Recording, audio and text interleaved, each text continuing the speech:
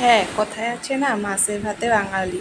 যেমন বাঙালি মাছ খেতে ভালোবাসে, ঠিক তেমনি একটু শাকসবজি হলে একটু ভালোই লাগে।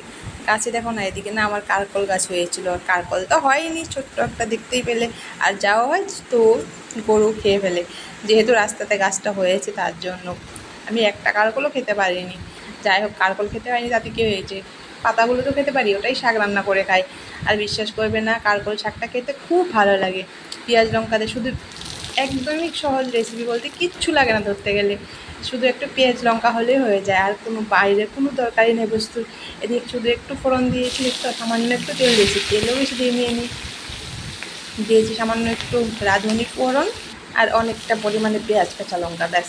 কাঁচা লঙ্কাটা ঝাল যে যেরকম খাবে সেরকমই, পেঁয়াজটা একটু বেশি দিয়েছি শুধু, ব্যাস এটুকুই রান্না আমার।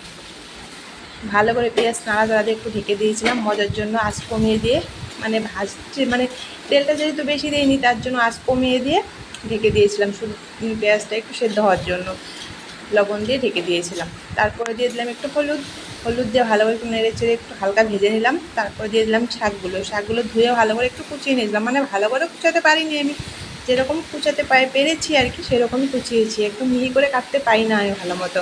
তো যতটুকু সম্ভব ততটুকু ভালো করে কেটে নেওয়ার চেষ্টা করেছিলাম।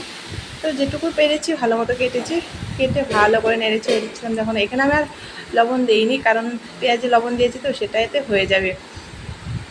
তো ভালো করে নেড়ে চেড়ে ঢেকে দিয়েছিলাম, শাকটা একদম মজে গেছে। আর বেশি টাইমও লাগে না এটা রান্না করার জন্য, খুব তাড়াতাড়ি হয়ে যায়। হাতের কাছে শাকটা আছে তার জন্য বানিয়ে দিলাম। আর যেহেতু আমি কারকল খেতেই পারি না, হয়ই না, তো আর কী করবো, তার জন্য শাকটাই রান্না করে খাই আর মাঝে মাঝে। আর সেরকম পাতাগুলো শেষই হয়ে গেছে।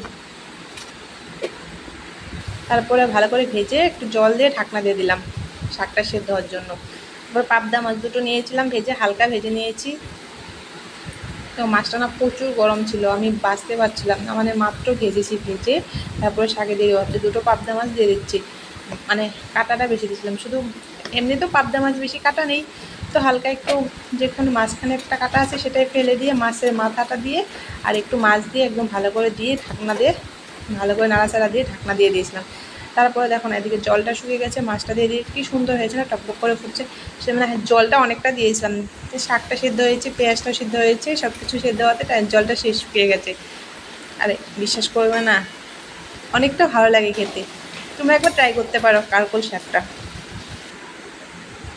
আর এটা গরম গরম ভাতের সঙ্গে, শুধু ভাতের সঙ্গেই এটা ভালো লাগে শাক, বাস আর কিছু না। শুধু একবার ভাতের সঙ্গে রান্না করে খেয়ে তারপরে বলবে, দারুণ লাগে খেতে।